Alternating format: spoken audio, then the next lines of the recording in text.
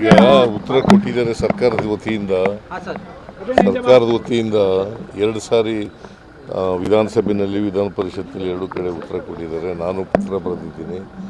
ಈ ಅಭಾವ ಇದೆಯಲ್ಲ, ಈ ಅಭಾವ ತಪ್ಪಿಸ್ಲಿಕ್ಕೆ ಬೇರೆ ದೇಶಗಳಿಂದ ತರಿಸ್ತಕ್ಕಂಥ ಪ್ರಯತ್ನವನ್ನು ಮಾಡಬೇಕು ಅಂತಕ್ಕಂಥ ಮಾತುಗಳನ್ನು ಹೇಳಿದ್ದೀನಿ.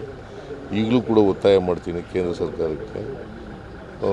ಹೋಟೆಲ್ಗಳ ಮೇಲೆ ಅವಲಂಬಿತರಾಗಿರ್ತಕ್ಕಂಥವ್ರು ಭಾಳ ಜನ ಇದ್ದಾರೆ.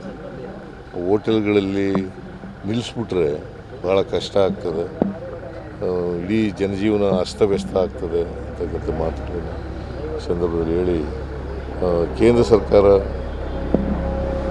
ಯಾಕಂದರೆ ಇವರು ಕನ್ಸರ್ನ್ ಮಿನಿಸ್ಟ್ರು ಸಿಂಗ್ ಅವರು,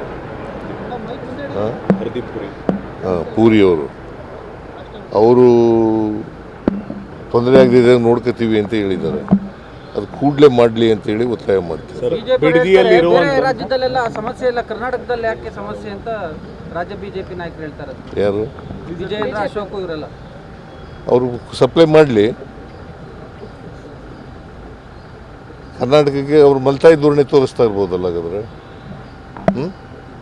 ಸಪ್ಲೈ ಮಾಡಲಿ, ಕರ್ನಾಟಕಕ್ಕೆ ನಾವು ಇಟ್ಕೊಂಡು ಏನು ಮಾಡ್ತೀವಿ. ಒರಿಸ್ಸಾದ ಶಾಸಕರು ಬಿಡದಿಗೆ ಏನು ಬಂದಿದ್ದಾರೆ, ಅವ್ರಿಗೆ ಖಾಲಿ ಚೆಕ್ ಕೊಡೋದಕ್ಕೆ 4 ಜನ ಬಂದಿದ್ದಾರೆ. ಒರಿಸ್ಸಾ